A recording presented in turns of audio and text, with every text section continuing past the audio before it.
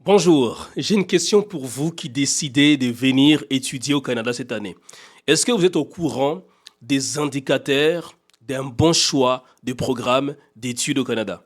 Si ce n'est pas le cas, je vous invite à rester jusqu'à la fin de cette vidéo parce que dans quelques instants, je vais vous partager les 7 indicateurs infaillibles d'un bon programme d'études au Canada. Vous allez voir que le 5e et le 7e revêtent une importance capitale. Alors si vous me découvrez pour la première fois, mon nom est Emmanuel Kambi, je suis conseiller d'orientation scolaire et professionnelle, membre de l'Ordre des conseillers et conseillères d'orientation du Québec, par ailleurs cofondateur et directeur général du cabinet Étudie, un cabinet qui a déjà accompagné plusieurs personnes à venir étudier ici au Canada. Pour plus d'informations sur ces sujets, visitez www.etudie.ca.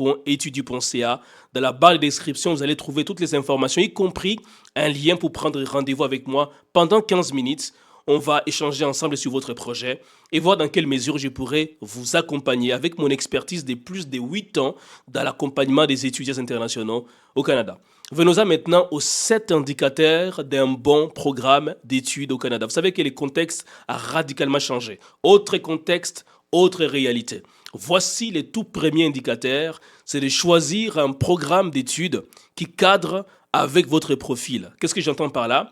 Eh bien, votre profil fait allusion à vos intérêts, à vos valeurs, à vos aptitudes, à vos compétences, à votre passion, à vos objectifs professionnels, et j'en passe. Pourquoi c'est important? Parce qu'il en va de votre admission d'une part et de votre réussite académique.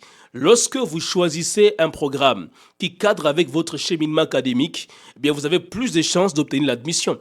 Et en revanche, si vous choisissez un programme qui n'a rien à voir avec votre cheminement académique, eh bien, vous risquez d'essuyer un refus d'admission, voulais-je dire. Vous comprenez combien c'est important? Et d'autre part, évidemment, eh bien, ceux qui viennent dans un programme pour lesquels ils n'ont pas des bases nécessaires vont souvent échouer. Et lorsqu'on échoue au Canada, 1 cours, 2 cours, 3 cours sur 5, qu'est-ce qui va arriver? Eh bien, on va vous envoyer une lettre d'exclusion du programme. Et lorsque vous êtes exclu du programme, vous allez avoir de la difficulté à renouveler votre document d'immigration provinciale. Si vous êtes au Québec, c'est le CAQ, les certificats d'acceptation du Québec. Et si vous êtes en dehors du Québec, c'est les permis d'études. Et par conséquent, on va vous renvoyer du territoire canadien. Beaucoup de gens se sont vus recevoir une lettre, effectivement, des renvois du territoire. Vous imaginez les conséquences financières, les conséquences en termes de temps pour ces personnes, pour leurs parents, pour leurs familles. Je ne peux même pas imaginer ce que ces gens peuvent vivre. Est-ce que je vous dis, c'est une réalité? Chaque année, on renvoie des gens au Canada. C'est des choses qu'on ne dit pas ou dont on n'entend pas parler dans les médias. Et pourtant, c'est une réalité triste qui concerne plusieurs personnes. Le deuxième indicateur, parmi les 7 indicateurs, d'un bon programme d'études au Canada pour cette année, eh bien, c'est de choisir un programme qui fait partie du programme pilote pour des étudiants des communautés francophones en situation minoritaire. Vous savez qu'au Canada, vous pouvez venir de la voie régulière ou la voie par la voie de ces programmes pilotes.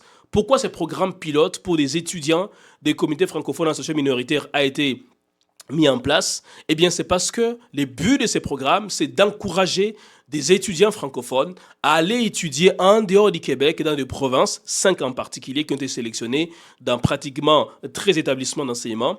C'est de les encourager à aller étudier dans ces provinces, dans ces territoires, en dehors du Québec, afin de revitaliser les Français. Alors, les avantages sont nombreux. 1, vous bénéficiez des services d'accueil et d'installation. 2, à la fin de vos études, vous pouvez déposer directement votre demande de résidence permanente. C'est le seul programme qui encourage de manière aussi claire les dépôts d'une demande de résidence permanente à la fin de votre cheminement académique. 3e indicateur d'un bon programme d'études au Canada, choisissez un programme qui cadre avec votre capacité financière. Vous ne pouvez pas imaginer à quel point beaucoup de gens ont arrêté les études au Canada parce que le programme dans lequel on les a inscrits, un ami ou une connaissance à partir du Canada, ne correspondait pas à leur capacité financière. Et donc aujourd'hui, il ne suffit pas de dire seulement combien coûtent les frais de scolarité. Encore faut-il se demander combien coûtent les frais de subsistance.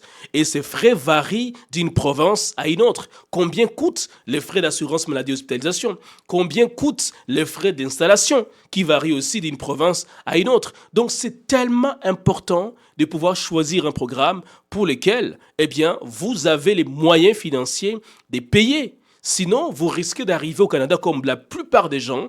Vous allez faire une première session, ensuite vous allez arrêter les études. Et là, quand vous arrêtez les études, les problèmes vont commencer parce que vous ne pourriez plus travailler légalement, étant donné que vous avez arrêté les études. Vous ne pourriez plus donc étudier parce qu'il n'y a plus de moyens financiers. Et par conséquent, vos documents d'immigration vont expirer et vous allez être en situation irrégulière au Canada. Vous ne pouvez pas vous permettre d'en arriver là. Voilà pourquoi restez jusqu'à la fin, je vous dirai exactement comment faire afin d'éviter de telles situations qui malheureusement concernent beaucoup d'étudiants internationaux au moment où je vous parle. Quatrième indicateur, c'est de choisir un programme qui mène vers les permis de travail post-diplôme. Pourquoi c'est important? Parce qu'aujourd'hui, on ne peut pas juste venir étudier. À moins que vous ayez l'intention de venir étudier puis de retourner au pays. Mais si vous désirez venir étudier au Canada, eh bien, vous devez tenir compte du fait que c'est nécessaire de vous inscrire dans un domaine d'études qui conduit vers les permis de travail post-diplôme. Un document que l'on va vous remettre, évidemment, après d'en avoir fait la demande, afin de pouvoir travailler pendant que vous êtes en train d'entamer aussi vos démarches pour la résidence permanente. Donc c'est tellement important. Malheureusement, tous les programmes ne sont plus admissibles au permis de travail post-diplôme. D'où l'importance de se renseigner avant de pouvoir déposer votre demande d'admission. Cinquième indicateur, c'est de choisir un programme qui vous offre l'opportunité, la possibilité de faire un stage rémunéré, ce qu'on appelle les régimes coopératifs. Pourquoi c'est important? Parce qu'il y a des programmes, grâce au stage rémunéré, qui vont vous permettre d'encaisser entre 10 000 et 15 000 dollars par année. Vous comprenez? Par année. Donc, si vous faites un programme qui a 2 ans, 3 ans d'études, donc vous allez faire 1, 2, 3 stages, ce qui peut quand même vous permettre vraiment de financer une partie de vos frais de subsistance. Ensuite, sixième indicateur, choisissez un programme d'études dans une province où il y a beaucoup de quotas de permis d'études. Désormais, depuis quelques temps, le gouvernement fédéral du Canada a décidé d'octroyer des quotas selon des provinces et des territoires. Et toutes les provinces et tous les territoires n'ont pas les mêmes quotas de permis d'études. Voilà pourquoi c'est important de se demander si je vais aller étudier au Québec, si je vais aller étudier en Ontario, si je vais aller étudier en Alberta. Quels sont les quotas qui sont imposés à ces provinces? Parce que plus une province a des quotas, plus vous avez la chance d'avoir effectivement le permis d'études. Moins il y a de quotas, moins aussi il y a des chances d'avoir ces permis. Évidemment, cette théorie risque d'être chamboulée par d'autres facteurs, mais il faut en tenir compte si vous désirez venir étudier au Canada, augmenter vos chances par ailleurs de pouvoir obtenir votre permis d'études. Et pour terminer, le septième indicateur, c'est de choisir un établissement d'enseignement qui a un bon historique au niveau des délivrances des permis d'études. Malheureusement, toutes les universités, tous les collèges, tous les centres de formation professionnelle n'ont pas les bons historiques au niveau des permis d'études. Certains établissements sont même fichés rouges parce qu'ils ont eu à abuser dans le passé au niveau des permis d'études en essayant d'utiliser des manœuvres frauduleuses à plusieurs niveaux.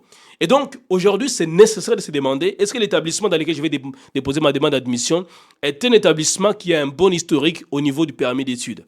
Et ça, c'est très important. Et par ailleurs, il faut se demander aussi, est-ce que cet établissement est un EDD, établissement d'enseignement désigné? Parce que ce ne sont que des établissements d'enseignement désignés qui ont l'autorisation légale d'accueillir à leur sein des étudiants internationaux. Voilà un peu les 7 indicateurs que je voulais vous donner. J'espère vraiment que ça va vous permettre de choisir un bon programme d'Institut Canada. Maintenant, si vous voulez qu'on puisse vous accompagner, je vous invite dans la barre de description à prendre rendez-vous de 15 minutes avec moi. Il me fera plaisir vraiment d'échanger sur votre projet, de pouvoir vous prodiguer des conseils et des astuces qui vont vous aider à passer du rêve à la réalité. Alors dites-moi dans les commentaires, parmi les 7 indicateurs, lequel vous a le plus intéressé et qui vous a semblé peut-être inconnu, qui vous étiez inconnu auparavant et que vous avez découvert. J'ai hâte de vous lire et dites-moi aussi sur quel sujet voudriez-vous que je puisse me prononcer pour les prochaines vidéos. Alors on se dit À très bientôt.